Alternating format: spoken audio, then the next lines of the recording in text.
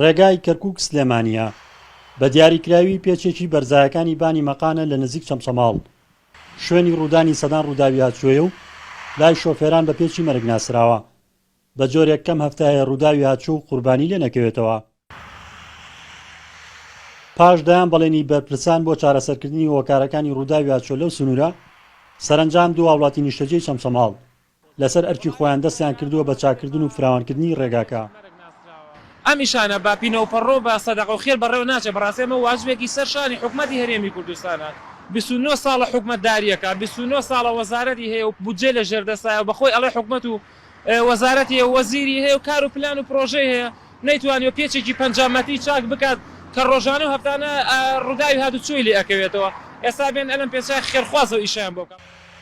ئەو شوێنەی زۆرترین ڕووداوی هاتچۆی لە ڕوودەدات و بووە بەهۆی گیانلەدەستدانی سەدان هاوڵاتی پێچێکە بە درێژایی نزیکەی 150 مەتر لەو شوێنە ڕێگاکە تەسک دەبێتەوە و بووە بەهۆی ئەوەی بەشی زۆری شۆفێران کۆنتڕۆڵ لەدەست بدەن بە جۆرێک بە تەنها لە مانگی ڕابردوودا لە کۆی 4 ڕووداوی هاتچۆ کە لە سنووری بەڕێوەبەرایەتی هاتچۆی چەمچەماڵ تۆمارکراون 3 دانیان لەوێ ڕوویداوە و گیانلەدەستدان و برینداربوونی لێکەوتۆتەوە.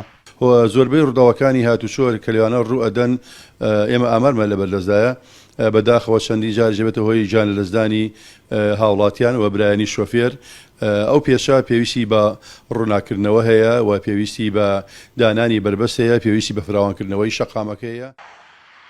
بەرپرسانی ڕێگاوبانی سنوورەکە دەڵێن چەندین جار دەرخستیان بۆ ڕێگاکە کردووە و سەری خۆیان لێ ئاگادار کردوێتەوە و لە دوو کابینەی حکوومەتدا وەزیری ئاوادانکردنەوە و ئەنجومنی وەزیران بەڵێنی چارەسەرکردنیان داوە بەڵام نەیان کردوتە بواری جێبەجێکردنەوە.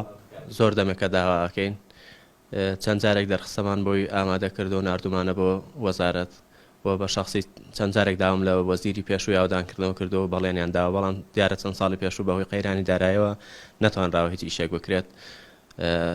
لە کابینەی نوێە دەرخستەوان ئامادە کردو لەگەڵ بەڕێز قایم قامە سەردانی وەزیری ئاودانکردنەوەمان کردو دەرخستەکەوان داپێی بەڵێنی دا کە جێبەجێ بکەوت. لە ئێستادا ڕێگاکە لە سانتیمێکەوە تا 2 مەترونی فراوان کراوەتەوە بە درێژایی پێچەکە بە 150 مەترێک کۆنکرێتیان کردووە و لە قۆناغی داهاتوودا قیرتاو دەکەنە سەر کۆنکرێتەکە.